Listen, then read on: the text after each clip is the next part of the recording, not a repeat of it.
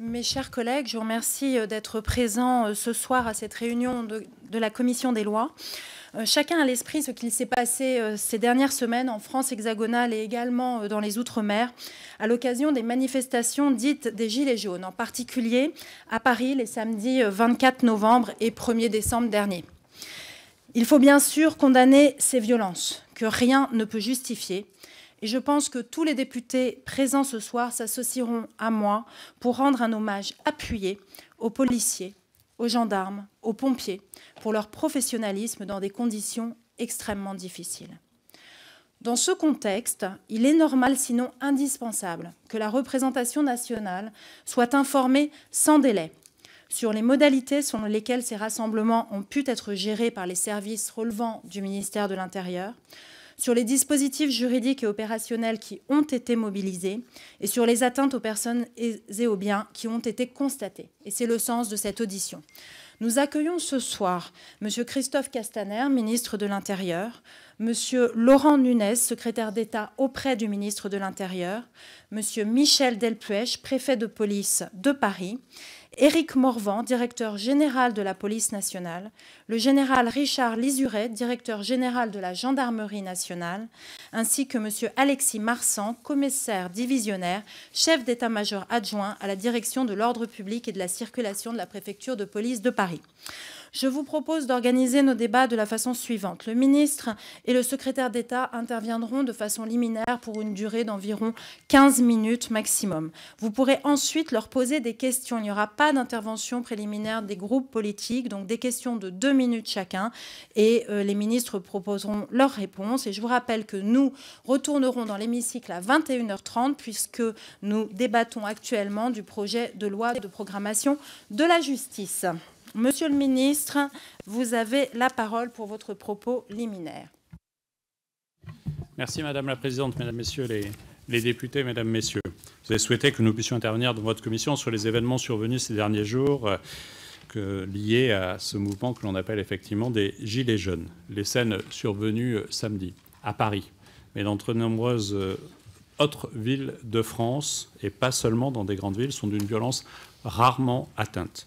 Des symboles de la République, de notre histoire, de notre patrimoine, ont été souillés de façon inacceptable et odieuse. La colère et la honte sont évidemment aujourd'hui mêlées et nous intervenons ce soir devant vous à chaud, 48 heures à peine après les événements que nous avons connus à Paris et en région, alors même que d'autres actions se poursuivent au moment même où je vous parle. Nous sommes, Laurent Nunez et moi-même, et toutes les forces du ministère de l'Intérieur, dans le temps de l'action, dans le temps des opérations, et donc j'évoquerai quelques points et nous prendrons le temps de répondre à vos questions dans la mesure du possible. D'abord, comme vous, Madame la Présidente, je souhaite rendre hommage aux forces de l'ordre, ce à quoi nous assistons depuis plusieurs jours, ce à quoi nous avons assisté samedi à Paris, mais également à Narbonne, au Puy-en-Velay, à Albi, à Tarbes, à Bordeaux, à Troyes. Et ce à quoi nous assistons depuis 2 semaines sont des attaques contre les institutions républicaines, contre les symboles, contre aussi notre économie ou des droits fondamentaux comme celui de pouvoir librement circuler. Mais ce qui retient notre attention et qui nous touche tous, c'est effectivement ces violences qui ont été commises samedi dernier en particulier et celles qui, à Paris, ont porté atteinte à l'Arc de Triomphe. Elle a été profanée.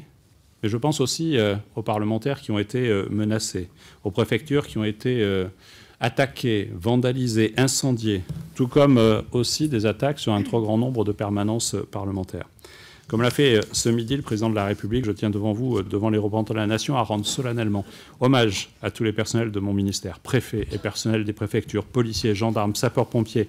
Ils ont tous fait face à ce déchaînement de violence. Mobilisés depuis de longs mois pour protéger notre pays du terrorisme, nos forces de l'ordre ont rempli leur mission, vous le savez, et je sais que vous le savez, avec abnégation, courage et professionnalisme. Je veux en particulier rendre hommage aux compagnies républicaines de sécurité et aux escadrons de gendarmerie mobile qui sont engagés en métropole et outre-mer au maximum aujourd'hui de leur capacité. Leur endurance, leur courage doit être salué. Je veux rendre hommage aussi aux hommes et aux femmes des terrains, des unités de terrain au sein de la sécurité publique, de la préfecture de police ou des groupements de gendarmerie, membres des compagnies d'intervention, membres des services généraux, Ils ne sont pas tous des spécialistes du maintien de l'ordre, et pourtant ils se sont mobilisés. Ils n'ont pas hésité à prendre leur casque, le matériel pour prêter main forte à leurs collègues et camarades.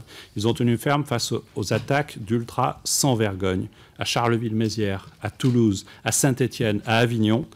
Et je ne peux, hélas, pas être exhaustif tant le nombre de cibles ont été nombreuses. On a lancé des projectiles, des pavés, des marteaux, des barres métalliques, des frondes ont été saisies. Certains d'entre eux ont été, dans nos forces, blessés, parfois très gravement. Des cocktails Molotov, des bombes agricoles ont été utilisées sur les champs pour les bombes agricoles ou sur les routes ou autoroutes pour les cocktails Molotov. Je veux aussi penser aux familles de ces femmes et de ces hommes, et je sais leur engagement, je sais cela, et je sais que ce qui s'est passé dans leur engagement nous honore tous. C'est une démonstration exemplaire de ce que signifie la fidélité aux valeurs qui fondent notre société. Ils ont fait rempart.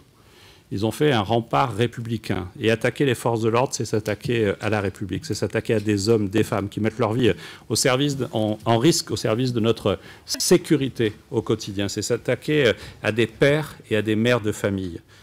Et je veux le dire devant vous, parce qu'il faut que ce soit entendu par ceux qui pensent qu'au fond, tout cela ne serait pas très grave. Non, c'est extrêmement grave. Ce que nous avons vu samedi est à la fois honteux, indigne de notre pays et de notre histoire.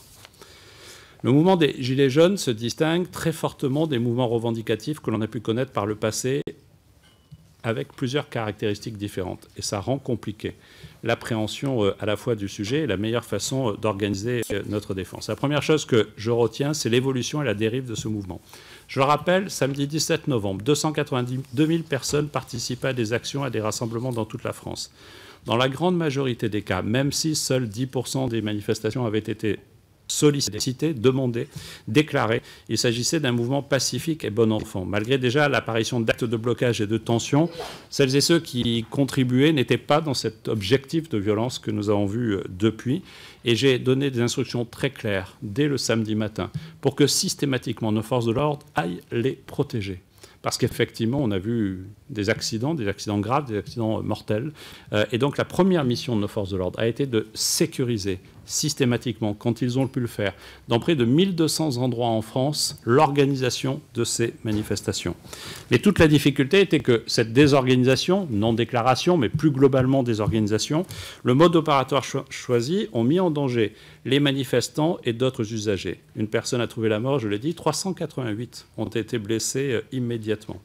Durant la semaine, le mouvement s'est poursuivi avec une baisse d'intensité. Le dimanche, 46 000 personnes, le lundi, 27 000, le mardi, 34 000, le mercredi, 15 000.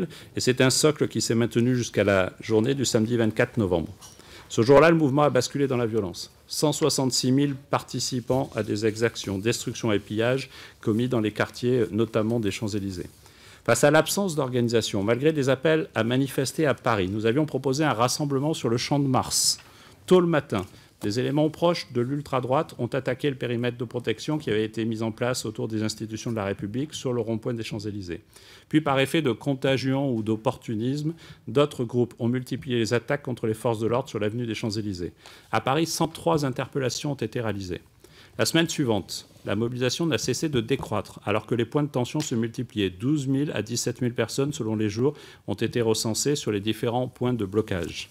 Samedi dernier a constitué un moment paroxystique de violence. Des scènes d'une rare brutalité sont produites à travers plusieurs quartiers de la capitale, mais aussi en Provence. Nous avons comptabilisé 136 000 participants.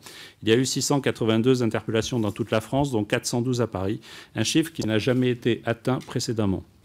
Par ailleurs, 207 gilets jaunes ont été blessés, ainsi que plus de 200 policiers blessés au plan national. Je veux souligner que si nos forces ont été blessées à un haut niveau de gravité sur les premiers jours, très peu de manifestants l'ont été. Là, on est passé dans ce moment de tension à des phénomènes qui ont obligé à des réactions et donc à des blessures plus graves, notamment chez les manifestants, mais aussi dans nos forces de l'ordre.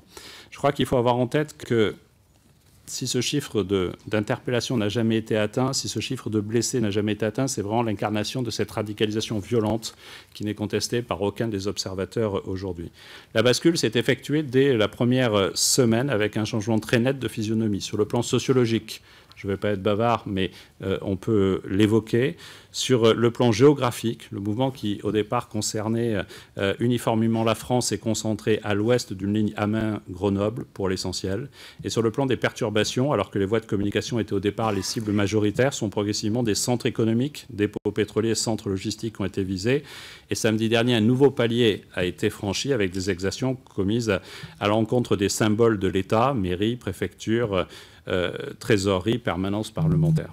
Un point de fixation est cependant demeuré constant, le blocage et la dégradation des barrières de péage, voire la destruction à Virsac, où je me suis rendu, à Narbonne ou à La Ciotat.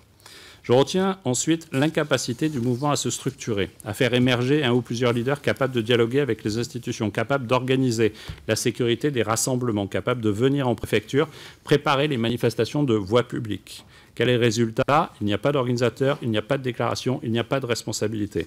L'État se retrouve seul à gérer un mouvement totalement désorganisé, avec toute la difficulté que cela implique. Cela se ressent immédiatement sur le terrain. Il n'y a pas de service d'ordre, il n'y a pas de personne pour canaliser les manifestants qui sont livrés à eux-mêmes sur la voie publique, sur des grandes routes à grande circulation, où ils se mettent en danger, où ils mettent en danger les autres. Ils se réunissent dans des lieux complètement inadaptés au rassemblement, revendicatifs, car beaucoup trop dangereux. Vous en connaissez les conséquences dramatiques, 3 décès, tous occasionnés sur des barrages routiers, 1032 blessés, dont 39 graves. Pour les forces de l'ordre, l'action est d'une rare complexité. Les très nombreux barrages routiers nécessitent une mobilisation en des points très éclatés. Il faut protéger les manifestants et les usagers. Il faut éviter les tensions entre les uns et les autres, tout en assurant sa propre protection face à des comportements violents. Par ailleurs, cette absence d'organisation a permis aux éléments les plus violents de s'infiltrer dans les rassemblements des Gilets jaunes. Ce noyautage entraîne de plus en plus souvent un effet de meute, une manipulation des manifestants et la dérive progressive du mouvement vers une radicalisation violente. À Paris, comme en région, cela se traduit par l'attaque en règle systématique de nos forces de l'ordre et des bâtiments publics. Cette violence est accompagnée d'obstructions au secours, à Paris comme au Puy-en-Velay, où le feu avait été mis à la préfecture et le véhicule d'incendie qui tentait de s'approcher pour éteindre le feu a été empêché pendant un long moment. Et nous avons vu cela en face à face, alors qu'on n'est pas là sur un rassemblement de gens ultra identifiés, connus. Ça n'est pas le cas aujourd'hui. Et sur la préfecture du Puy-en-Velay, c'est d'autant plus préoccupant que les personnels étaient dans le bâtiment. Voilà, mesdames, messieurs, un propos liminaire rapide qui nous permettra de répondre ensuite à vos questions. Et si vous êtes d'accord, madame la présidente, Laurent Nunez peut le compléter rapidement. Je vous remercie, monsieur le ministre. Donc la parole est à monsieur Nunez, secrétaire d'État. Oui, madame la présidente, mesdames et messieurs les députés, très rapidement pour compléter les propos du ministre de l'Intérieur, rappeler que la stratégie qui a été mise en œuvre respecte les principes généraux. Stratégie mise en œuvre donc au cours des jours écoulés, y compris ce samedi, respecte les principes généraux du maintien de l'ordre en France, c'est-à-dire à la fois permettre la libre expression des opinions et bien sûr préserver les vies humaines en cas de trouble. Donc tout d'abord, comme l'a rappelé le ministre de l'Intérieur, il y a un principe fondamental, c'est celui de la liberté. Liberté de s'exprimer, liberté de manifester ses opinions, liberté de se rassembler et de défiler.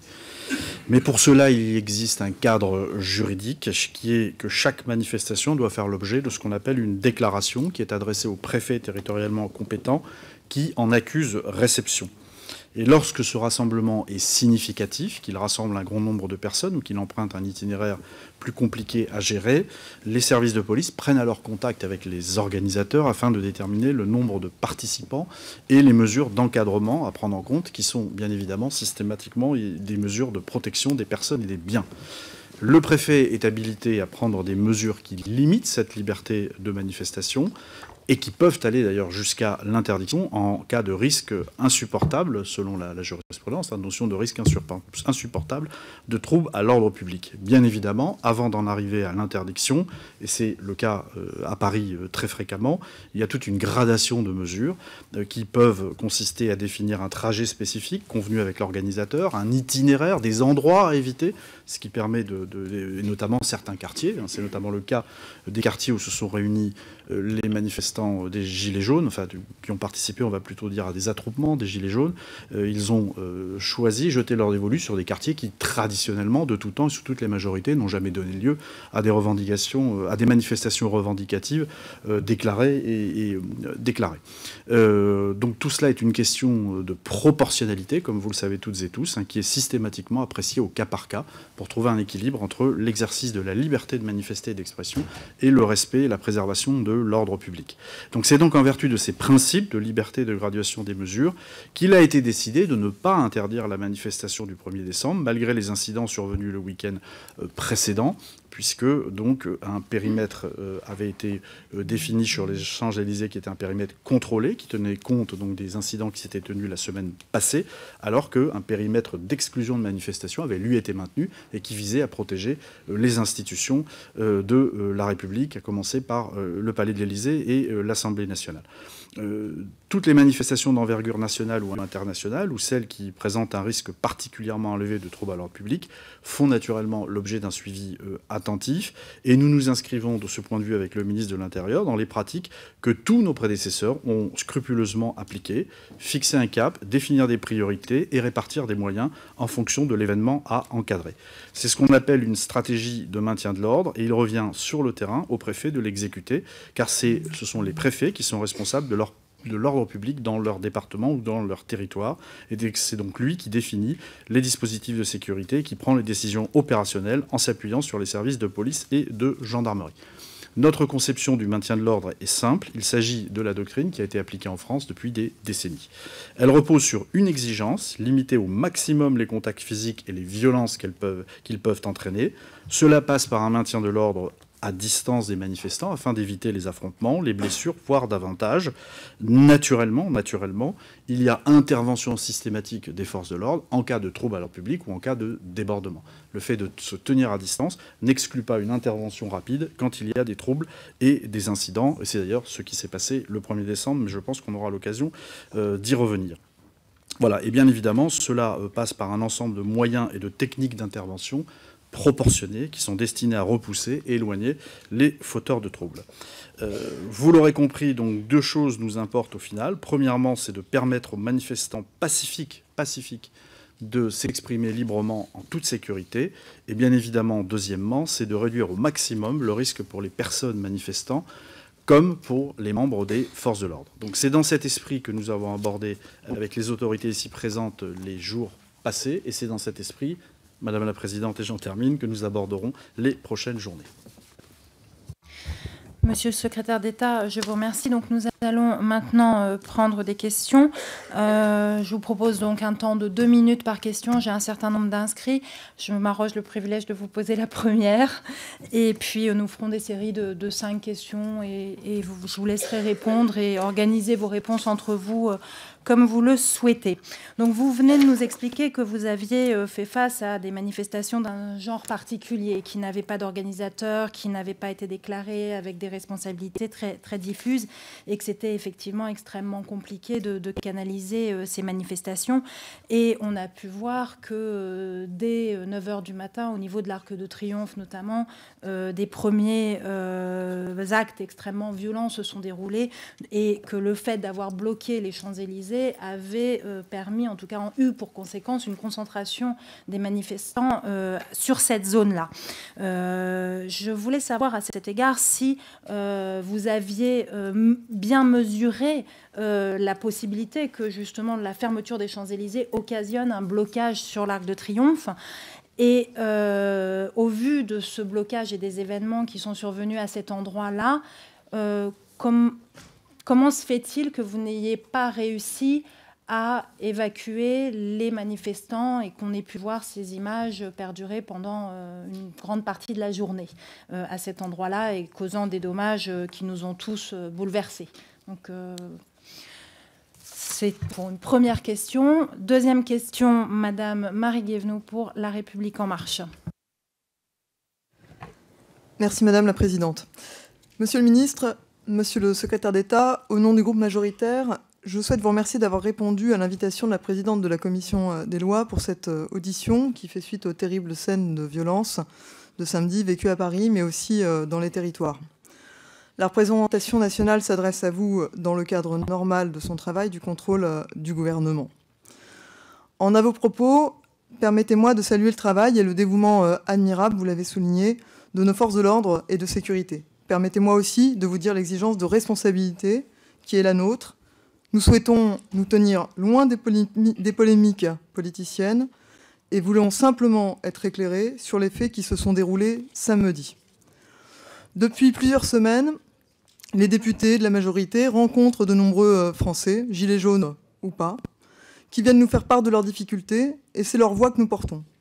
Mais c'est aussi la voix des Français qui, même si certains considèrent que la colère est légitime, refusent la mise à sac des quartiers de Paris ou d'ailleurs, refusent la destruction des symboles de notre République, refusent les morts et les blessés, et refusent la violence dans toutes ses expressions. J'ai donc plusieurs questions. Dans quel cadre légal s'est déroulée la manifestation de samedi aux Champs-Élysées? Quelle est la nature de vos contacts avec les organisateurs de la manifestation? Pouvez-vous nous dire factuellement la part des manifestants et celle des casseurs? Enfin, nous avons tout entendu sur le profil des casseurs. Ultra-droite, black box, gilets jaunes radicalisés, pilleurs coutumiers des manifestations. Pouvez-vous nous dire de qui s'agit-il exactement? Et enfin, en fonction de ces informations, quelles seront les évolutions du dispositif si une nouvelle manifestation devait se produire samedi? Je vous remercie. Pour le groupe Les Républicains, Monsieur Éric Ciotti. Merci Madame la Présidente, Monsieur le Ministre, Monsieur le Secrétaire d'État. Samedi 1er décembre, mais également le 24 novembre dernier, les forces de l'ordre, policiers, gendarmes, se sont confrontés à une violence inédite depuis des décennies. Nous voulons naturellement condamner avec force ces violences et rendre hommage au professionnalisme et au courage des hommes et des femmes qui ont été confrontés. Néanmoins, et nous voulons le dire aussi solennellement ce soir, Monsieur le Ministre, cette situation traduit un échec de la stratégie du maintien de l'ordre que vous avez utilisée, que vous avez déployée. Vous avez parlé de stratégie, c'est en effet une stratégie. Il y a des moyens, il y a des pratiques en matière de maintien de l'ordre pour contenir, pour éviter, et à tout le moins pour contenir ces violences. Ce qui s'est passé à l'Arc de Triomphe, symbole éminent de notre nation, de notre République, traduit cet échec. Et à ce stade, Monsieur le Ministre, je veux vous interroger sur l'affectation des moyens que vous avez choisis, puisque pour la première fois, vous avez utilisé des périmètres de protection ou d'exclusion beaucoup plus larges que traditionnellement. Et vous avez utilisé des forces, beaucoup de forces, pour protéger ces périmètres et pour effectuer des filtrages, qui sont, vous en convenez, des missions très différentes de celles du maintien de l'ordre. Je souhaite que vous me confirmiez le chiffre qui est évoqué par certains syndicats. Monsieur le préfet de police avait à sa disposition 3000 hommes et femmes des forces mobiles, CRS et gendarmes mobiles. Et semble-t-il, 2500 de ces forces mobiles ont été utilisées de façon statique et n'ont pas pu suivre les évolutions des manifestants, si tant est que seuls 500 hommes étaient disponibles pour contenir les violences qui se sont déployées autour de ces périmètres inhabituellement larges. Donc, Monsieur le Ministre, ce soir, est-ce que vous avez le sentiment d'un échec sur cette stratégie de maintien de l'ordre que vous avez déployée? Je vous remercie. La parole est à David Habib pour le groupe socialiste apparenté. Merci, Madame la Présidente. Monsieur le Ministre, vous avez dit cette phrase, donc je vais la reprendre immédiatement. Moi, je ne connais pas de personne qui considère que ce qui s'est passé samedi dernier ne soit pas grave. Ce qui s'est passé samedi dernier est très grave. Et nous avons été, pour le groupe socialiste, pour le Parti socialiste, les premiers à condamner les exactions d'un certain nombre de personnes qui méritent le qualificatif de criminels. Et comme les autres orateurs, je veux ici, moi aussi, saluer toutes celles et ceux qui étaient en charge de représenter la République dans ces moments très particuliers. Policiers, gendarmes, pompiers, mais également les forces de santé, de sanitaires qui ont accompagné ces événements.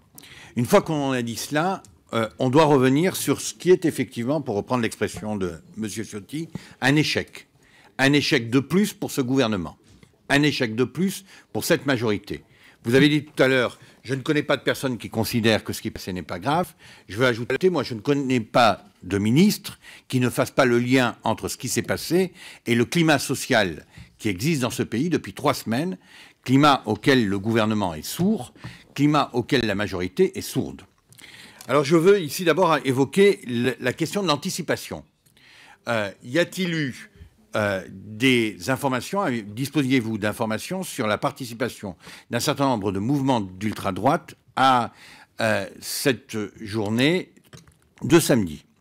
Si oui, quelles dispositions avez-vous prises pour anticiper leur participation à cette journée? Vous avez évoqué le dispositif, M. Ciotti vient de le faire. Est-ce que vous confirmez qu'il y avait seulement 500 fonctionnaires en situation d'opérationnel? Et considérez-vous que ce chiffre de 500 soit à la hauteur des événements que nous avons connus?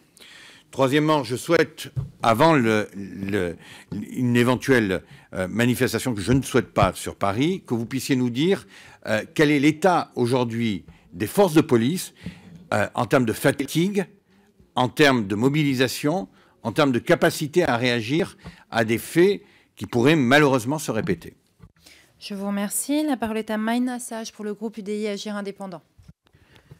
Merci Madame la Présidente. Monsieur le Ministre, pour le groupe UDI Agir Indépendant, j'aimerais également m'associer au témoignage qui vient d'être fait, à la fois pour encourager les forces de l'ordre et effectivement dénoncer le fait que nous avons quand même le sentiment, au bout de la 3e manifestation, que nous sommes face à un phénomène qu'on n'arrive pas à endiguer. Donc effectivement, ce sentiment d'échec très fort. Les chiffres sont très alarmants, à la fois en termes de moyens qui sont déployés, du nombre de personnes qui ont été touchées, blessées, voire qui ont perdu la vie.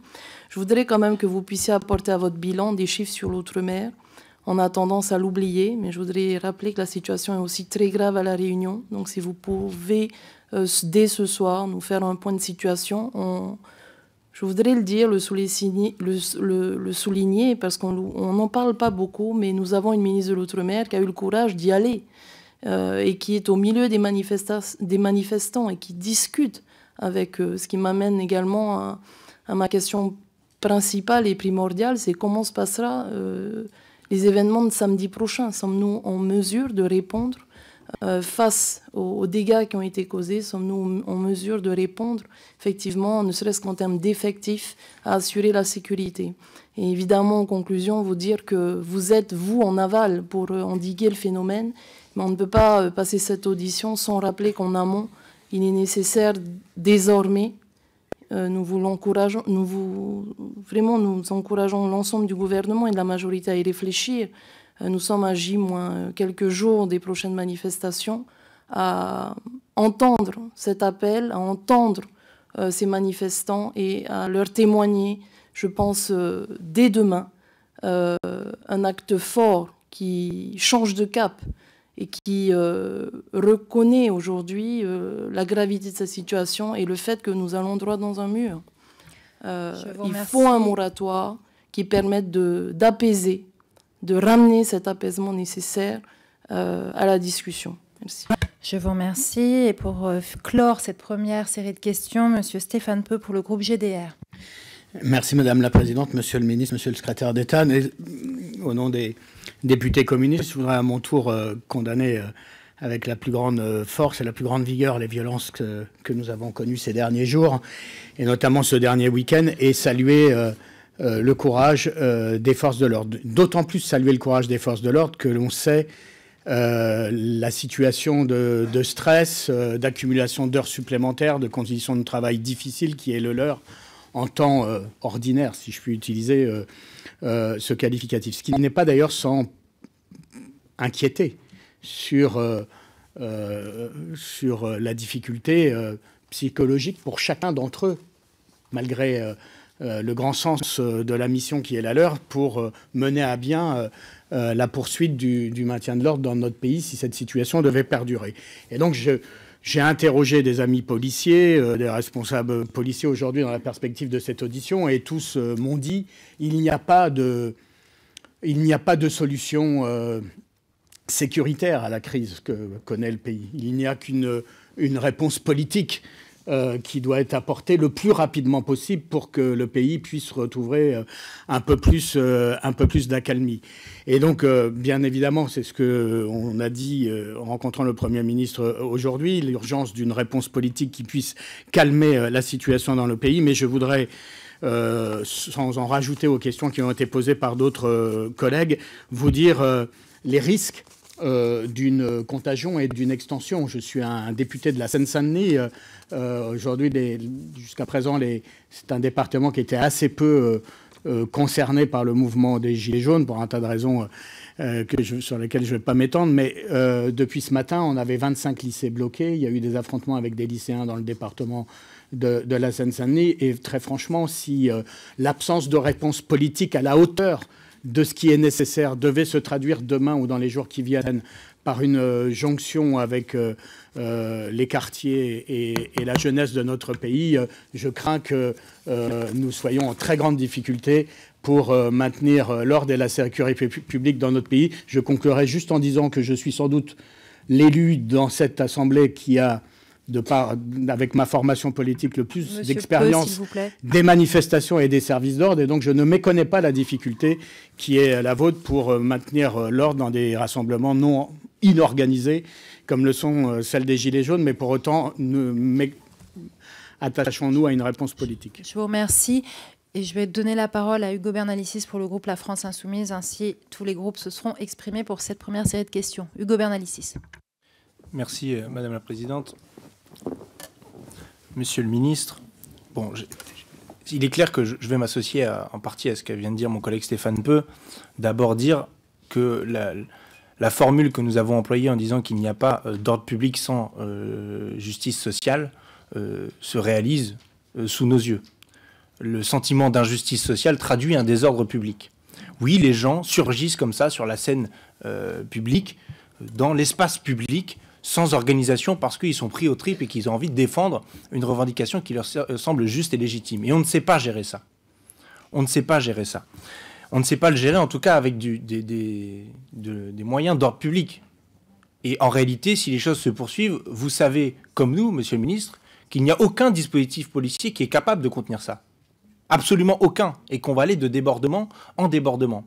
Alors, je veux m'associer, comme tout le monde, effectivement, à dire que les policiers doivent avoir notre soutien dans cette épreuve compliquée, mais c'est compliqué pas que pour les policiers, aussi pour un certain nombre de manifestants qui se trouvent là au milieu de tout ça, qui se retrouvent à respirer du gaz lacrymo, ou par exemple cette personne âgée qui est décédée à Marseille parce qu'elle a reçu une grenade de lacrymo. On peut peut-être aussi avoir un mot pour ces personnes qui sont parfois les oubliés de vos grands discours. Je pense qu'il faut arrêter de mettre de l'huile sur le feu et de radicaliser le processus lui-même. Quand il y a des lycéens qui manifestent plutôt pacifiquement, qui se font gazer comme ce matin, c'est pas étonnant qu'ensuite ils reviennent encore plus mécontents. Quand vous interdisez, les premiers mots que vous avez sur la manifestation sur les Champs-Élysées, c'est non, ce sera interdit, hors de question. On sait très bien que les gens s'en ficheront de cette interdiction. Et ce n'est que quelques jours après où vous offrez une porte de sortie en disant bah oui, on pourra se réunir au Champ de Mars. C'est pas le bon signal. Le signal de fermeté n'est pas entendu et du coup n'est pas respecté. Moi j'ai une question aussi un peu précise, c'est ces grenades qui ont déjà arraché 3 mains jusqu'à présent. Est-ce qu'on va continuer à les utiliser ?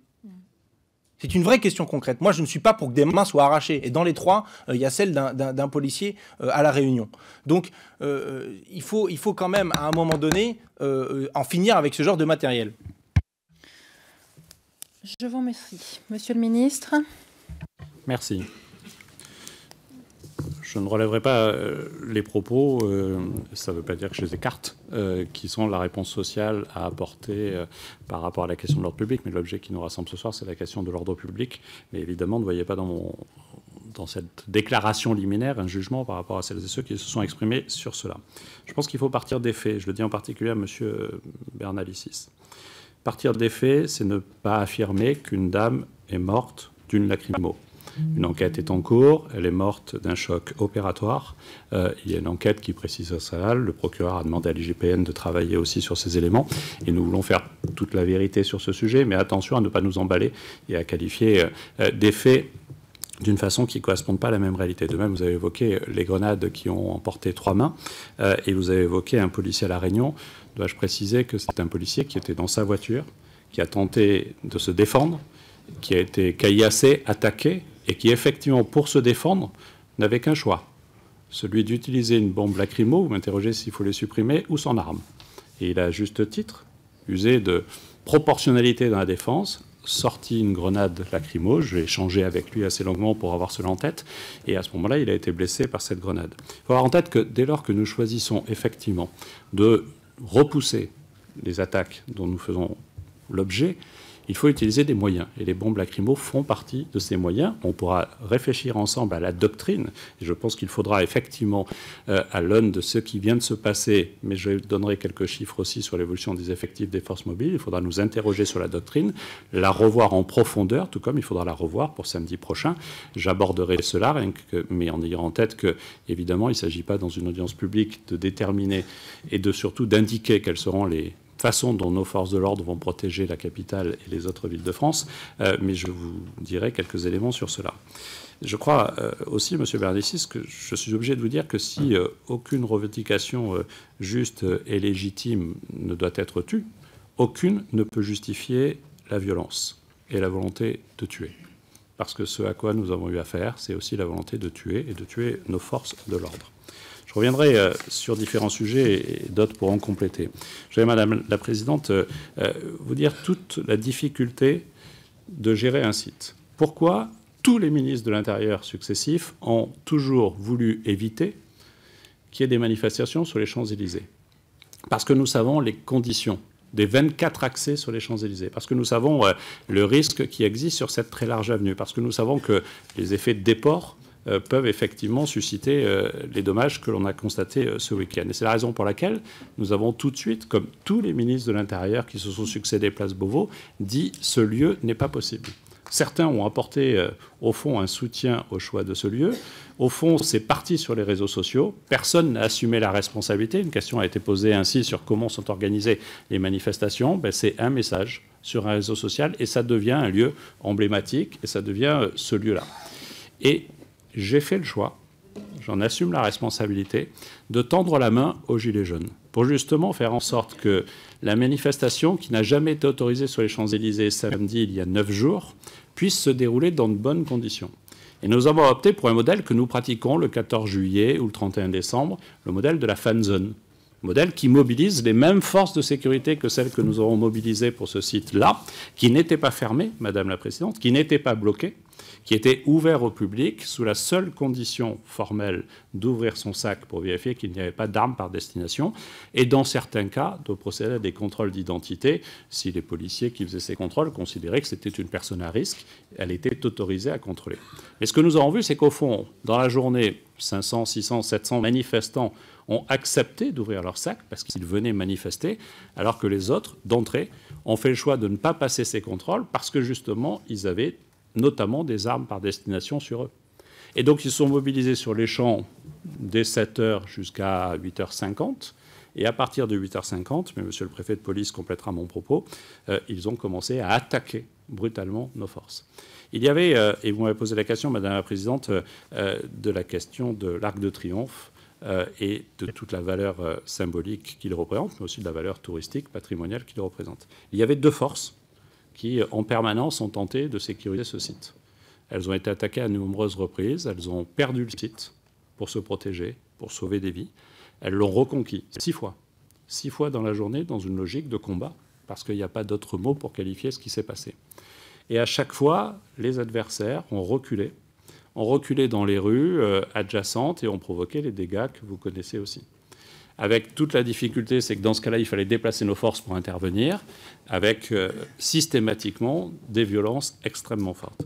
C'est ce qui explique que 2 forces qui traditionnellement permettent de sécuriser sans difficulté l'Arc de Triomphe, face à ce déferlement de haine et de violence, ont reculé. Vous avez vu ces images-là. Et j'ai eu l'occasion de dire aux forces qui tenaient l'Arc de Triomphe, je leur ai utilisé ces mots en disant « c'est sûrement pas politiquement correct, mais en vous écartant, vous avez sauvé des vies ».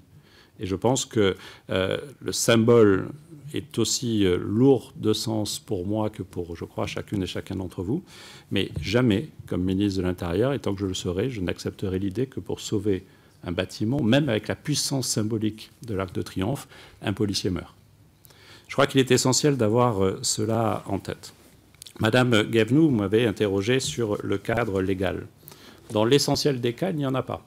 Il faut avoir en tête que l'État, le préfet, n'autorise pas les manifestations. Le principe en droit français, c'est que, parce que la liberté de manifester est une liberté absolue, le principe, c'est que nous autorisons, au fond, la manifestation simplement en acceptant la déclaration. Il ne s'agit pas de dire « oui, vous pouvez manifester ». Il s'agit d'enregistrer et, dans la plupart des cas, de discuter avec celui qui organise la manifestation pour trouver une solution.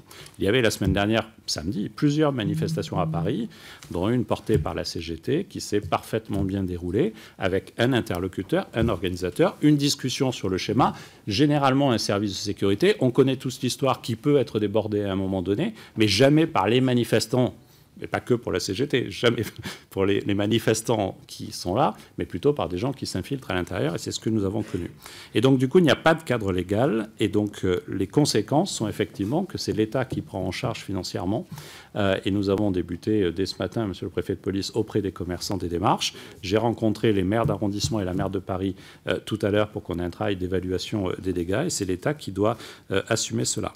Vous m'avez demandé aussi la part entre les casseurs, les gens d'ultra-gauche et d'ultra-droite. D'abord, c'est lié à cette observation que nous faisons par rapport à notre connaissance, qui est une connaissance empirique de la situation. Je crois que le débat, on pourrait en parler longuement, mais je crois que le débat n'est plus de savoir si ce sont des ultras qui sont infiltrés. Il y avait ce week-end entre 3 et 5 000 personnes qui étaient dans une logique de casseurs. Certains, on les connaît, viennent de l'ultra-droite, d'autres de l'ultra-gauche. Mais s'ils ont pu tenter de guider le mouvement, ils n'ont jamais été maîtres du mouvement, à aucun moment. Ni samedi dernier, où là, très clairement, on a vu des personnes que nous connaissons qui venaient de l'ultra-droite en début de matinée tenter d'emporter le mouvement. Ils n'ont pas emporté le mouvement. J'espère que je suis clair en vous disant cela. De même, dans la journée, d'autres personnes connues d'ultra-gauche sont intervenues dans le dispositif, mais n'ont pas gagné le mouvement. Et en fin de journée, samedi, ce sont des casseurs qui sont venus, mais par opportunisme financier, par approche crapuleuse, qui sont venus profiter du désordre pour casser des magasins et voler dans les magasins. Et donc, c'est vraiment différentes catégories. Mais ce que je retiens de la manifestation de samedi, c'est qu'il n'y a pas, au fond, d'un côté, des manifestants expérimentés, formés dans l'ultra-droite ou l'ultra-gauche qui auraient cassé. Il y a des gilets jaunes qui se sont radicalisés et qui, au fur et à mesure du temps, dans la journée, sont devenus extrêmement violents. Et pour répondre précisément à votre question, sur les 412 personnes interpellées dont on a fait le criblage, 16 seulement sont connues. Ça ne veut pas dire que c'est la proportion de ceux qui étaient sur le terrain, parce que généralement, les ultras sont plus mobiles que les manifestants plus traditionnels et se sont fait moins arrêter. Il faut appeler un chat un chat. Mais n'empêche, les enquêtes se poursuivent, les vidéos devront nous aider à travailler. Je voudrais vous préciser que 14 personnes ont été interpellées au sein de l'Arc de Triomphe. Je voudrais souligner aussi l'efficacité de ceux qui étaient là, qui ont dû interpeller les gens qui avaient cassé, qui sont susceptibles d'avoir cassé dans l'Arc de Triomphe, les ont sortis au milieu de la manifestation. Ça a été très délicat comme opération, ils l'ont fait, ils l'ont plutôt bien fait. Je voudrais évoquer la question de M. David Habib et la question du renseignement. Par rapport à ce que je vous ai dit, on voit toute la difficulté du renseignement. C'est-à-dire que nous connaissons certains réseaux, d'autres non. Et là, effectivement, le réseau des Gilets jaunes n'est pas un réseau qui est identifié, qui est suivi depuis longtemps par nos services de renseignement. Deuxième élément, ils ont en même temps, eux-mêmes, très vite changé leur mode opératoire. Ils sont passés sur des messageries cryptées pour communiquer, ils sont sortis des réseaux Facebook, et donc ça rend plus difficile notre service de renseignement. Et puis surtout, ce que je peux vous dire comme ministre de l'Intérieur depuis quelques semaines, et que nous savons tous, c'est que le renseignement a été, ces dernières années, fragilisé en France. Il a été fragilisé. Après les attentats que nous avons connus, des investissements majeurs ont été faits et sont poursuivis aujourd'hui sur la menace terroriste. Mais j'ai le sentiment, et je me trompe peut-être, que l'effort n'a pas été porté sur les autres formes de renseignement, que le renseignement de la lutte contre le terrorisme étant une priorité, on a peut-être baissé la garde sur ces sujets et ça doit nous interroger pour la suite. Mais vraiment, je veux quand même vous dire en conclusion que le risque lié aux manifestations et aux violences des manifestations des Gilets jaunes avait été anticipé et que nous l'avons évoqué à de nombreuses reprises, Laurent Nunez, moi et les différentes autorités, et que c'est pour cela que nous avions adapté notre dispositif avec une mobilisation exceptionnelle des forces de l'ordre, avec ce périmètre de protection des institutions et ce filtrage des accès aux Champs-Élysées. Mais il est exact que le moment précis où ces violences se sont déclenchées, le lieu où les affrontements ont débuté, les personnes qui décidaient de s'y livrer, soit d'initiative, soit par mimétisme ou effet d'entraînement dont je parlais tout à l'heure, conservent une part d'aléa que le renseignement ne nous permet pas de maîtriser de façon satisfaisante. Maïna Sage m'a interrogé sur La Réunion. Il s'est passé des choses extrêmement graves, effectivement, à La Réunion. La ministre s'est rendue sur place. Ce matin, il y avait plus que 45 manifestants sur 3 sites. Le port a été débloqué. Demain, la ligne Paris-La Réunion d'Air France redémarrera. On peut considérer qu'aujourd'hui, nous sommes arrivés à une situation de calme sur l'île. J'espère que cela durera. La ministre s'est rendue sur place, a pris quelques engagements, a su rencontrer à la fois les responsables des manifestations, à la fois l'ensemble des élus, et on a une situation qui est plutôt apaisée. Monsieur Stéphane Peu, vous m'avez posé la question... Vous avez évoqué, au-delà de la crise politique, les lycéens. Je voudrais effectivement, je ne l'ai pas fait dans mon propos liminaire, évoquer non pas le mouvement lui-même. Il y avait 188 lycées qui étaient partiellement en grève, occupés aujourd'hui sur l'ensemble du territoire national, mais là encore, une grande violence. 2 ados, ont été blessés, ont été brûlés. Le premier, avec une jerrycan d'essence, voulait mettre le feu à des barricades. La seconde avait pris une bombe insecticide classique, l'avait allumée. Exercice que certains pensent utile pour faire comme un lance-flamme, sauf que je le dis si par hasard certains m'écoutent sur ce sujet, la bombe chauffe et explose. Et 2 jeunes adolescents, comme de l'âge de beaucoup de nos enfants ici présents, comme l'âge de mes filles, ont été grièvement brûlés, et cela montre effectivement que l'esprit de radicalisation peut peser sur une mobilisation de jeunes lycéens dont je ne pense pas qu'ils soient eux-mêmes en aucun cas radicalisés, mais je n'ai pas apprécié cela. Vous m'avez posé aussi la question, Monsieur Habib, de la fatigue de nos forces. Nous sommes, et Stéphane Peu, pardon aussi, oui c'est vous, nous sommes face à une mobilisation exceptionnelle. Jusqu'à 75 000 policiers, gendarmes, sapeurs-pompiers, membres du corps préfectoral, agents des préfectures ont été mobilisés. Et souvent dans des conditions extrêmement difficiles. 470 gendarmes, policiers, pompiers ont été blessés. Et on a eu des durées d'engagement exceptionnelles.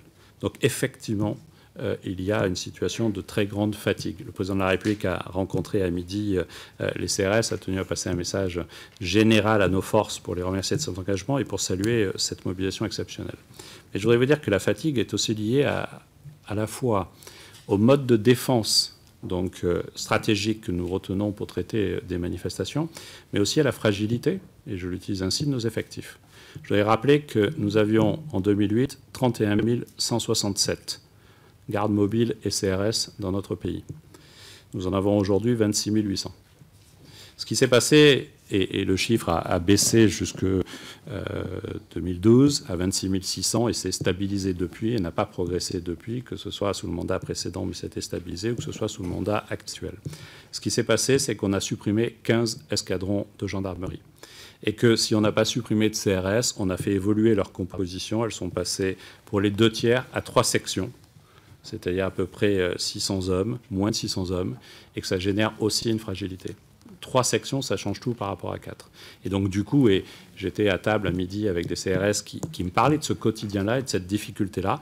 Nous devons aussi peut-être réfléchir à revoir nos priorités sur cela. Je pense que la question de l'ordre public est une question majeure et qui est très évolutive. Et donc il nous faudra revoir à la fois notre doctrine d'emploi et à la fois les conditions d'emploi. Nous allons nous y atteler. Je n'ai pas répondu à la question de M. Ciotti, mais rappeler que c'est le modèle de la fan zone que nous utilisons très régulièrement et qui n'empêcherait pas des émeutes possibles à tous les moments où ça a été utilisé. Et que du coup, il nous a fallu proposer, et je le redis, cette main tendue aux Gilets jaunes. Parce qu'il ne s'agissait pas pour nous, gestionnaires de l'ordre public, de faire passer un message de refus de manifestation, et à aucun cas nous avons opposé le refus de manifestation, mais vous allez le sécuriser. Et comme vous avez posé une question précise avec des chiffres précis sur l'utilisation dite statique de nos forces, tel n'est pas le cas, et je pense que Laurent Nunez et Michel Delpech pourront vous donner les chiffres précis.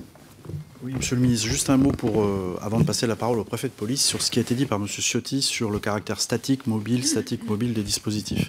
Donc moi, je suis membre du gouvernement depuis un peu moins de 2 mois, mais j'ai quand même une longue expérience de l'ordre public. Il y avait 3 dispositifs, comme l'a rappelé le ministre de l'Intérieur samedi, 3 niveaux. D'abord, une protection des institutions, c'est indispensable puisque les manifestants veulent s'en prendre au Palais de l'Élysée, à l'Assemblée. Donc on a un dispositif statique qui est effectivement mis en place à cet endroit, sur un périmètre autour du Palais de l'Élysée et de l'Assemblée nationale.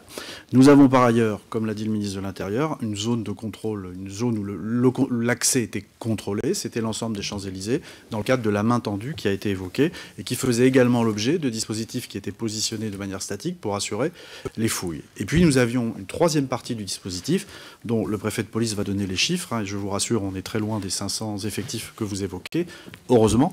Et dans cette zone, ce que je voudrais dire, c'est que la violence à laquelle ont eu à faire face les policiers était extrême, totalement inédite, et la dissémination des groupes dans Paris, il était tout autant. C'est-à-dire que entre le milieu de la journée et la fin de la journée, nous avons eu à faire face à plusieurs foyers d'attaque qui ont conduit les forces à agir progressivement, à se disperser, mais le préfet de police en parlera.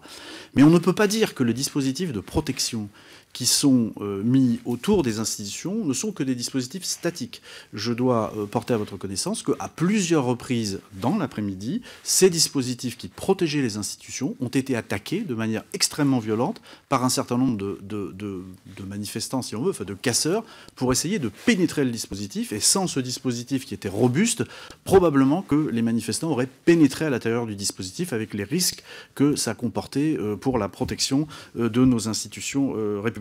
Voilà, je passe la parole au préfet de police sur le volume précis des effectifs qui ont été déployés dans le 3e périmètre, celui où les effectifs ont été mobiles et ont pu dégager les barrages, les barricades érigées par les casseurs, et puis procéder à 412 interpellations. En ce qui concerne les chiffres, en effet, si on regarde et si on compte à peu près 60 fonctionnaires par unité de force mobile, ça faisait sans doute 1860 effectifs sur le dispositif que vient d'évoquer le ministre et le secrétaire d'État, c'est-à-dire d'une part la zone de protection des institutions, et je ne peux qu'abonder dans le sens de ce qui vient d'être dit, sur la nécessité de l'avoir mise en place et de manière robuste, parce qu'il y a eu des tentatives, c'est vrai samedi dernier, c'était vrai le samedi précédent, et des tentatives violentes, notamment samedi dernier, à l'angle Rivoli-Concorde. Ensuite, pour le filtrage, Monsieur le Ministre, vous avez rappelé qu'il y a 24 points d'accès aux Champs-Élysées pour faire ce contrôle, ce qui a mobilisé à peu près près de 700 fonctionnaires. Pour le reste, c'est près de 2000 fonctionnaires militaires de la gendarmerie qui ont été disponibles pour les tâches mobiles. À la fois les unités de force mobile mises à ma disposition qui n'étaient pas engagées sur les 2 dispositifs précédents. Je souligne, parce que je crois que la question a été posée, que celles des unités que nous avions prévues en intervention dans le périmètre des Champs-Élysées, dès 9 heures, l'ordre a été donné par mes soins de les projeter à l'extérieur. S'ajoutaient à ces unités de force mobile les moyens de la direction de l'ordre public et de la circulation, notamment les compagnies d'intervention. C'est presque 400 fonctionnaires avec ce que nous appelons les BIVP, des moyens très conséquents de la direction de sécurité de proximité de l'agglomération parisienne, les compagnies de sécurisation, des fonctionnaires de BAC, de brigade anticriminalité. J'ajoute également que nous avons mobilisé des fonctionnaires de la direction de la police judiciaire, en particulier de la BRI, pour être sur le terrain. Tout ça, ça fait près de 2000 fonctionnaires. Sans compter la police des transports qui était très présente dans les gares, qui a fait des interpellations, sans compter aussi les effectifs de circulation qui ont essayé de protéger les Parisiens au large de tous ces événements. Donc dire que l'immense majorité des ressources a été gelée par ces dispositifs statiques, ce n'est pas conforme à la réalité. Il y a eu beaucoup plus de moyens, je vous l'indique, de l'ordre de 2000, sans compter les compagnies de circulation, sans compter la police des transports, qui étaient à l'extérieur des deux périmètres que nous avons évoqués. Je vous remercie. Monsieur Raphaël Gauvain pour La République En Marche. Merci Madame la Présidente. Monsieur le ministre, Monsieur le secrétaire d'État, ma question concerne les moyens juridiques dont vous disposez et dont disposent les forces de l'ordre pour maintenir l'ordre public. Vous avez déclaré hier que rien n'était exclu et que notamment rien n'était exclu pour une nouvelle déclaration de l'état d'urgence. Donc ma question est simple. Où en êtes-vous ? Et si oui, si effectivement vous envisagez un retour de l'état d'urgence en France, quelles mesures de police administrative vous sembleraient pertinentes pour maintenir l'ordre public dans le cadre de ces manifestations ? Enfin, j'ai une autre question concernant, il y a des appels à manifestation qui ont été lancés pour samedi prochain. Là encore, que comptez-vous faire ?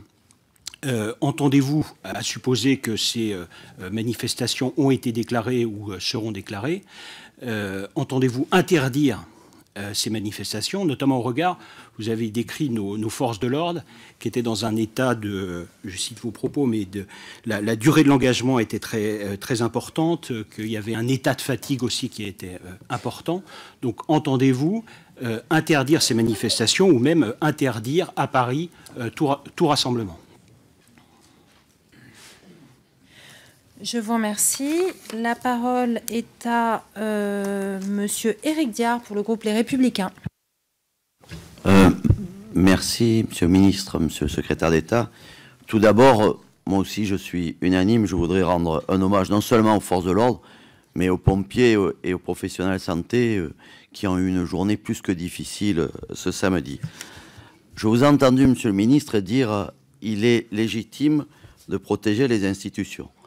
Mais pour vous, pour moi, l'Arc de Triomphe est une institution. C'est un périmètre sacré qui contient la dépouille du soldat inconnu, qui représente, si vous voulez, l'ensemble des soldats qui sont morts pour que vive la France. Et pour moi, ce périmètre ne devait pas être violé, il devait rester sacré, comme l'Élysée ou comme l'Assemblée nationale. Ma question, Monsieur le Ministre, est simple. Vous avez dit dans vos propos liminaires que la violence allait crescendo. Entre le 17 novembre et le 1er décembre, la violence a été de plus en plus importante. Alors pourquoi ne pas avoir fait appel au groupement de blindés de gendarmerie mobile qui est basé à Satory ? Je vous remercie. Cécile Untermaier pour le groupe socialiste apparenté. Merci Madame la Présidente. Bon, simplement dire aussi que cette crise sociale et politique a franchi un degré supplémentaire ce samedi 1er décembre, que nous condamnons bien sûr cette violence inouïe et ces actes graves, que nous exprimons notre reconnaissance envers les forces de l'ordre et les sapeurs-pompiers, dont on mesure l'état de fatigue et de stress. Nous sommes inquiets. La stratégie de maintien de l'ordre n'a pas marché. Nous avons ressenti, nous le disons, une grande fragilité et une forme d'impuissance que les actes viennent démontrer. Moi, j'ai 3 questions. La première, à chaque manifestation, des personnes ont été placées en garde à vue, interpellées. Je suppose que les forces de l'ordre elles-mêmes et vous-même êtes soucieux de la suite judiciaire qui a pu être réservée et de la célérité avec laquelle les condamnations ont pu être exécutées. Certes, la garde des Sceaux n'est pas là aujourd'hui, mais je souhaiterais savoir si vous avez des éléments d'information à nous donner, d'autant que, s'agissant du 1er décembre, nous avons compté 630 personnes placées en garde à vue sur 682 arrêtés. Comme l'a dit Monsieur le ministre, c'est un niveau jamais atteint. Comment vous organisez-vous? Parce que la réponse judiciaire, vous le savez comme moi, est un élément aussi de la sécurité des personnes et aussi elle participe de cette sécurité. Et ma deuxième question, c'est sur les effectifs de police et de gendarmerie. Est-ce que nous pourrions avoir finalement la communication extrêmement précise des forces de l'état des forces de l'ordre à ce jour? Et dernière question, est-ce qu'à votre avis, il faut faire évoluer le cadre légal du régime de la déclaration des manifestations? Je vous remercie. Monsieur Meyer Habib, pour le groupe UDI Agir Indépendant. Merci Madame la Présidente. Monsieur le ministre, Monsieur le secrétaire d'État, Paris a été livré à des hordes de sauvages. Si les gilets jaunes portent évidemment une colère légitime, ont le droit de manifester, on a vu une République défigurée à l'instar de cette statue de Mariam au musée de l'Arc de Triomphe, éborgnée là exactement où 2 semaines plus tôt, le monde s'était rassemblé pour célébrer le centenaire de l'armistice. Quand des commandos s'en prennent à des lieux aussi symboliques au niveau de notre histoire, à ces lieux de mémoire, quand la propriété, ces magasins ont été violés, pillés, il n'est pas excessif de parler d'attentats et de menaces contre l'état de droit et de la démocratie. Les Français sont très inquiets. Ils ont vu parfois leur police reculer face à des fauteurs de troubles, sans respect pour rien ni personne, issus de l'extrême gauche, des identitaires, des mouvances Dieudonné, Soral, etc. Ces images ont fait le tour du monde et l'effet a été désastreux pour notre pays à l'étranger où le trouble est considérable. Des journalistes nous ont demandé si on était en mai 68, si l'Assemblée allait être dissoute, si le président allait démissionner. Il ne s'agit pas, Monsieur le ministre, simplement d'une erreur de communication, mais il y a aussi certains dysfonctionnements dans les doctrines d'intervention et d'anticipation. Paris, ce n'est pas simplement les Champs-Élysées, il y a 11 avenues autour. L'heure est à l'unité nationale, évidemment, mais nous devons dresser un bilan lucide des dysfonctionnements de notre politique de sécurité. Évidemment, je rends hommage à mon tour aux forces de l'ordre, mais comment peut-on expliquer de tels débordements avec un dispositif de 5000 policiers, CRS et gendarmes mobilisés? Insultés, défiés, tabassés, épuisés, nos forces de l'ordre sont aujourd'hui à bout. Le constat est sévère. Des forces de l'ordre ont été déplacées, mais manifestement, ils n'ont pas pu être partout. Un travail en amont de renseignement, ça a été dit tout à l'heure, et a été insuffisant, manifestement, en particulier sur les réseaux sociaux. Est-ce que les consignes ont été bonnes, les consignes d'intervention? C'est très important. Il y a, à mon sens, comme on l'avait fait après les attentats terroristes, à revoir certaines doctrines et à repenser le dispositif. J'en terminerai.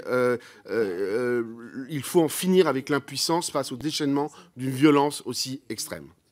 Je vous remercie. Madame Élodie Jacquier-Laforge pour le groupe MoDem. Merci Madame la Présidente. Alors, bien évidemment, je m'associe à mes collègues pour rendre hommage aux forces de l'ordre et au travail qu'elles ont mené depuis plusieurs semaines maintenant. Je crois que tous ensemble, on mesure aujourd'hui la gravité de la situation, la violence inédite qui a eu lieu, et la forme, en plus, de la manifestation, donc sans structure, sans leader. Moi, je voulais revenir sur un point un peu plus particulier, c'est d'avoir constaté notamment que l'équipement des personnes qui manifestaient, on les voit souvent, elles sont avec des lunettes, avec des masques. Donc on voit bien que c'était des personnes qui étaient préparées à cette violence-là, ou en tout cas qui avaient l'équipement sur eux et qui montrent qu'ils avaient envie d'en découdre. Donc ma question, c'est de savoir quel dispositif supplémentaire vous allez mettre en œuvre dans la perspective des prochaines manifestations qui sont d'ores et déjà annoncées, et notamment un meilleur contrôle des personnes qui cachent leur visage dans l'espace public. Je vous remercie. Je vous remercie. Danielle Obono pour le groupe La France Insoumise.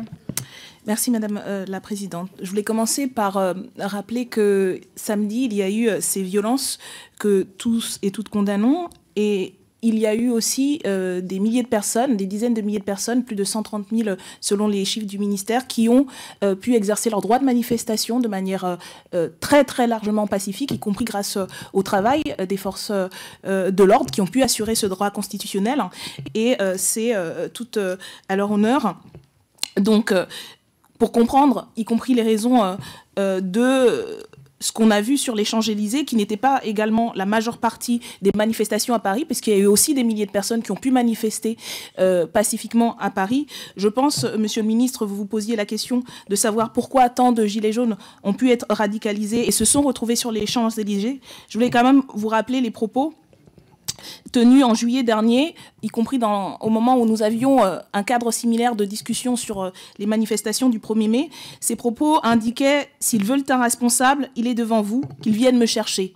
Et on ne peut pas comprendre, y compris la concentration sur les Champs-Élysées, sans rappeler que pour beaucoup de nos concitoyens et concitoyennes, la responsabilité, elle est d'abord celle du gouvernement, de M. Macron, y compris la violence symbolique ressenti face au mépris et au refus d'entendre des revendications sociales légitimes. Voilà pour le contexte politique, il est important de rappeler. J'avais rapidement trois questions auxquelles j'aimerais que vous répondiez, Monsieur le Ministre. Vous nous aviez parlé en 1er mai dernier d'un dispositif déjà impressionnant, avec y compris l'identification d'un certain nombre d'individus signalés en amont.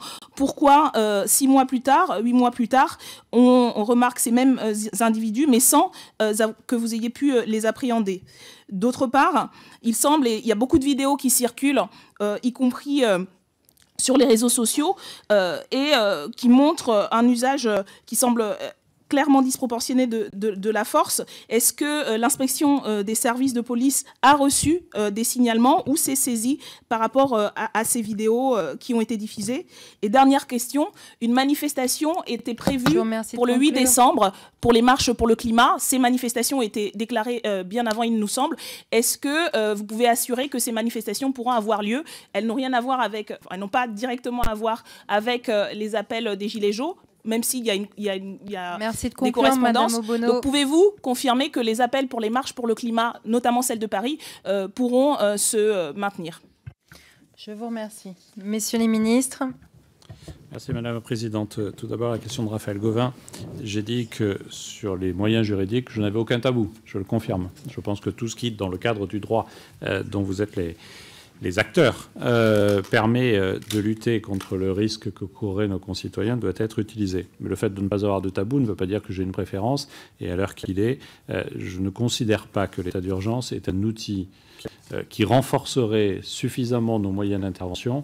On est en train d'analyser cela, à la fois d'un point de vue juridique et à la fois d'un point de vue de l'efficacité. Donc je n'exclus rien au moment où je vous parle, mais le fait d'avoir dit que ce n'était pas un tabou n'était pas une invitation à le mettre en œuvre. La question de l'interdiction, il faut évidemment se poser le sujet de son efficacité. Mais ce que je vais vous dire, c'est que de toute façon, les manifestations telles qu'elles se sont déroulées samedi dernier à Paris, comme de nombreux endroits en France, étaient de fait interdites.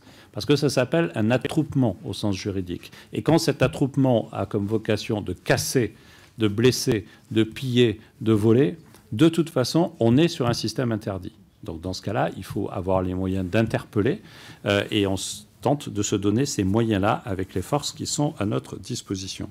Et ça me permet de rebondir au propos de Madame Obono. Vous évoquez un usage clairement disproportionné de la force. Je partage votre avis, mais sûrement pas du même côté.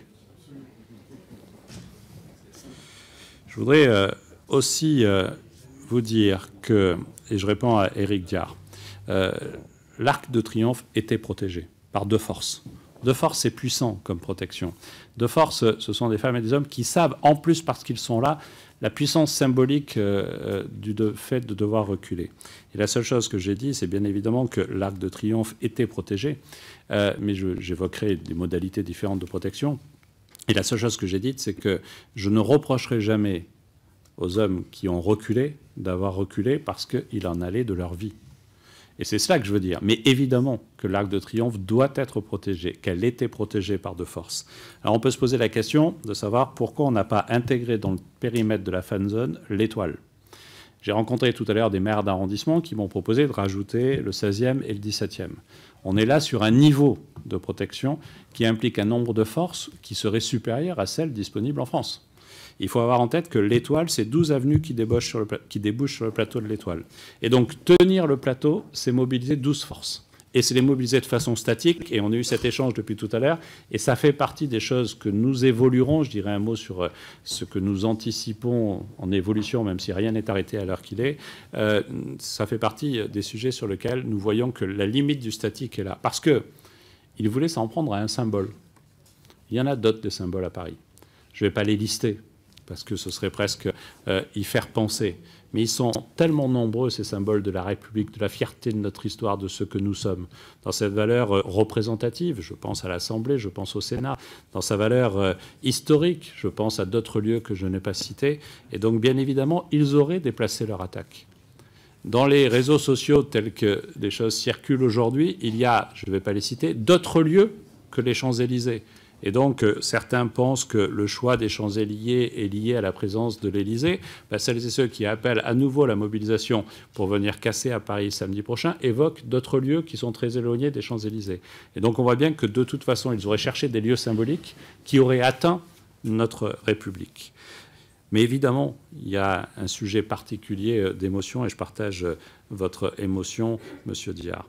Pour le groupement Gendarmerie Immobilier Satori, le DGGN pourra compléter mon propos et dire quelques mots sur ce sujet. De même, pour Madame Termaillère, sur le suivi judiciaire et sur le cadre légal, Laurent Nunez pourra l'évoquer parce qu'il était, pour le gouvernement, présent au premier examen qui a eu lieu de la PPL Retailleau, porté par le sénateur Retailleau, sur lequel le gouvernement a pu dire un certain nombre de choses, mais je laisserai Laurent l'évoquer.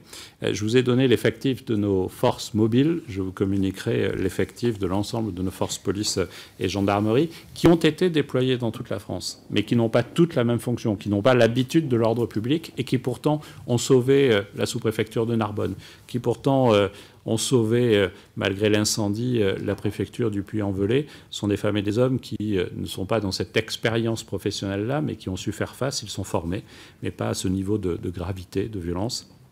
Et pourtant, ils ont fait face, et donc je vous communiquerai cela.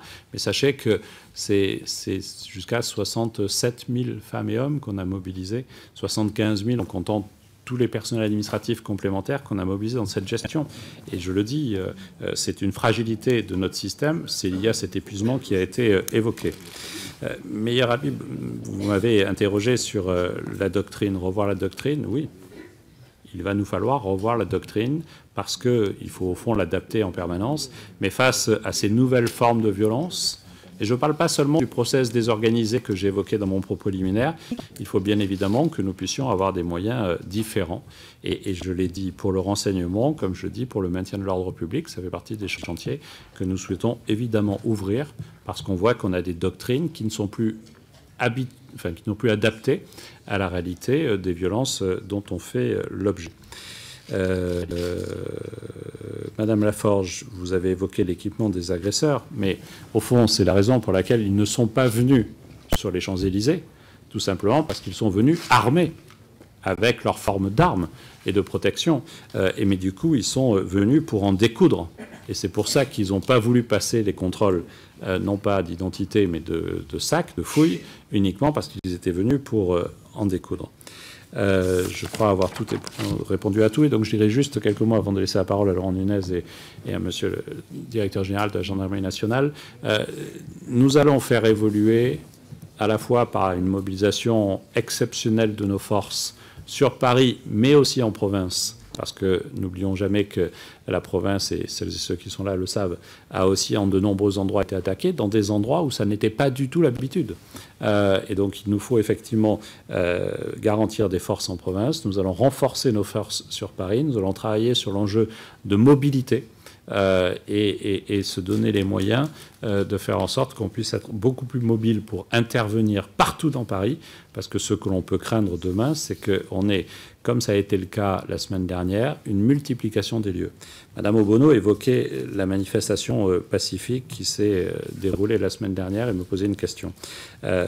J'ai en tête celle très pacifique et qui s'est très bien organisée la semaine précédente avec 12 000 personnes sur Paris qui manifestaient contre les violences faites aux femmes, sans difficulté. Au même moment, à Lyon, alors qu'il y avait 200 gilets jaunes qui manifestaient le matin, il y avait 6 000 personnes qui étaient mobilisées sur ce sujet contre les violences faites aux femmes, et ça s'est très bien passé. Ce que nous avons vu quand même samedi, c'est qu'un cortège d'à peu près 5 000 personnes, de gens qui étaient plutôt pacifiques, ont été repris pendant qu'ils déambulaient par des casseurs, et qu'ensuite ils se sont éclatés sur 3 sites différents. Et c'est aussi cette réalité-là qui fait que l'intervention de nos forces était difficile, parce qu'elles accompagnaient ce cortège.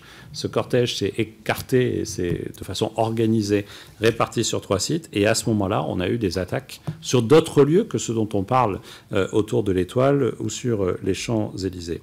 La question du maintien de la marche pour le climat, pour tout vous dire, dans mon schéma idéal, j'espère, et j'invite même d'ailleurs les organisateurs à ne pas vouloir maintenir cette manifestation.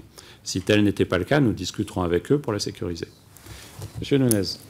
Oui, monsieur le ministre de l'Intérieur. Rapidement, puisqu'on approche de l'heure de 21h30, sur les suites judiciaires, hein, donc quelques chiffres. Hein, vous savez qu'il y a un dispositif exceptionnel qui a été mobilisé suite à la journée de samedi. Donc il n'y a jamais eu autant de garde à vue prise sur un dispositif d'ordre public. Hein. Je renvoie donc à monsieur le député Meyer au propos qu'il utilisait d'impuissance. Voilà, 412 interpellations, énormément de garde à vue.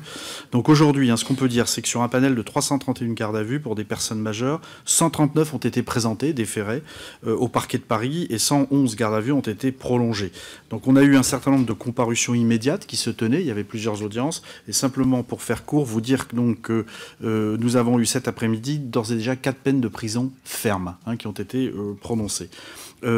Par ailleurs, concernant très rapidement donc, ce qui a été dit sur l'évolution du cadre légal du droit de manifester, donc sujet délicat, liberté d'expression versus respect de donc règles constitutionnelles versus respect de l'ordre public, vous dire que j'ai eu l'occasion d'exprimer la position du gouvernement, comme le rappelle le ministre de l'Intérieur, lors de l'examen au Sénat de la proposition de loi du président Retailleau, et qu'à cette occasion, nous avons précisé que la position du gouvernement était de poursuivre la réflexion sur ce thème dans le cadre d'un groupe de travail qui réunit les principaux responsables des forces de l'ordre, et qu'il y a un certain nombre de mesures qui méritent sans doute d'être retravaillées pour savoir si nous modifierons pas les textes, mais telles que celle de créer des périmètres de protection permettant des contrôles, surtout la possibilité à l'autorité administrative d'interdire un certain nombre d'individus à participer à des manifestations, ou la transformation encore en délit de la contravention, donc de participer à une manifestation avec le visage dissimulé. Donc voilà, donc nous sommes en train de travailler sur ce sujet, comme nous l'avons dit, dans le cadre d'un groupe de travail dont nous rendrons compte au début de l'année 2019. Ce qui veut dire que toute évolution n'est pas exclue. Général. Oui, Madame la Présidente, Mesdames et Messieurs les députés, Monsieur le député Éric Diard, s'agissant du groupement blindé de gendarmerie mobile qui est stationné à Versailles-Satory, il y a effectivement un certain nombre d'escadrons présents qui ont été engagés dans la manœuvre à pied qui a été évoquée par le préfet de police et le ministre de l'Intérieur. Ce groupement blindé, évidemment, a une composante qui permet de participer à des opérations de maintien de l'ordre à pied, mais également une composante blindée. S'agissant des véhicules blindés à roues de la gendarmerie nationale, ils doivent être engagés dans des situations particulières, face à des tirs directs sur les troupes, ça permet de progresser sous blindage, ou pour pousser un certain nombre de barricades qui pourraient être installées. En l'espèce, s'agissant de la situation samedi dernier, nous n'étions pas dans ce cas de figure, et il n'apparaissait donc pas utile, à ce stade, d'engager les véhicules blindés, qui restent bien entendu à disposition du préfet de police ou du gouvernement, si toutefois il y avait lieu d'intervenir à l'avenir. Je vous remercie. Mais écoutez, messieurs les ministres, merci d'être venus devant la commission des lois.